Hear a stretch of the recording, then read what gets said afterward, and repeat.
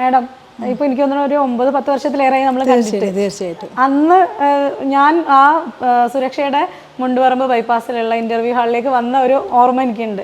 അന്നും ഇന്നിപ്പോൾ എന്നെ കാണുന്നുണ്ട്. അപ്പോൾ എന്താണ് മാഡത്തിന് പറയാനുള്ളത്?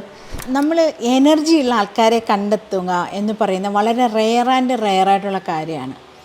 എല്ലാവരും ബിസിനസ്സുകാരാവണമെന്ന് ആഗ്രഹമുണ്ട്, അല്ലെങ്കിൽ എല്ലാവർക്കും എന്തെങ്കിലും ചെയ്യണം എന്ന് ആഗ്രഹമുണ്ട്. പക്ഷേ എല്ലാവരും ആ ഒരു 100-ലേക്ക് എത്തിപ്പെടണം എന്നില്ല. പക്ഷേ ഖദീജയുടെ എനർജി എന്ന് പറയുന്നത് അന്ന് ഞാൻ പറഞ്ഞതുപോലെ, അബ്ദുൽ കലാം സാറ് പറഞ്ഞതുപോലെ, നമ്മുടെ ഉറക്കം കെടുത്തുന്നതായിരിക്കണം നമ്മുടെ സ്വപ്നം, അല്ലാതെ ഉറക്കത്തിൽ കാണുന്നതല്ല നമ്മുടെ സ്വപ്നം. ആ ഒരു സംഭവം ഉള്ളിലേക്കെടുത്ത് അതിനെ ഏറ്റവും നല്ല രീതിയിൽ കൊണ്ടുവന്ന് ഇന്നൊരു വുമൺ എംപവർമെൻറ്റിൻ്റെ നെറുകയിലെത്തി, അല്ലെ ഒരു ഓൺട്രപ്രണറായിട്ട് എൻ്റെ മുന്നിലിരിക്കുമ്പോൾ ശരിക്കും എന്നെ സംബന്ധിച്ച് ഇതൊരു പ്രൗഡ് മൊമെൻറ്റാണ്. ഞാൻ എപ്പോഴും പറയും, ഒരാളുടെ ഉള്ളിൽ ഒരു സ്പാർക്ക് ഉണ്ടാക്കാൻ എൻ്റെ വാക്കുകൾക്ക് കഴിഞ്ഞാൽ അതാണ് ഏറ്റവും വലിയ കാര്യം എന്ന് പറയുന്ന ഒരാളാണ് ഞാൻ.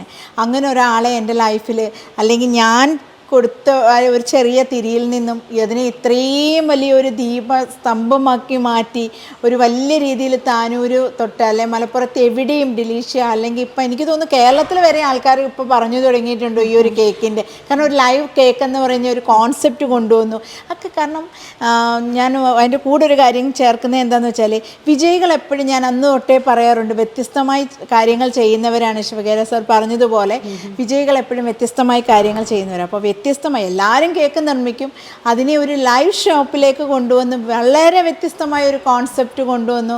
വളരെ പ്രൗഡോടുകൂടി ഒരുപാട് ആൾക്കാർക്ക് മാതൃകയായി. ഇനി ഒരുപാട് ഖദീജമാർ ഇതിൻ്റെ പിന്നാലെ ഉണ്ടാവട്ടെ എന്നത് തന്നെയാണ് എൻ്റെ ഏറ്റവും വലിയ ആഗ്രഹം.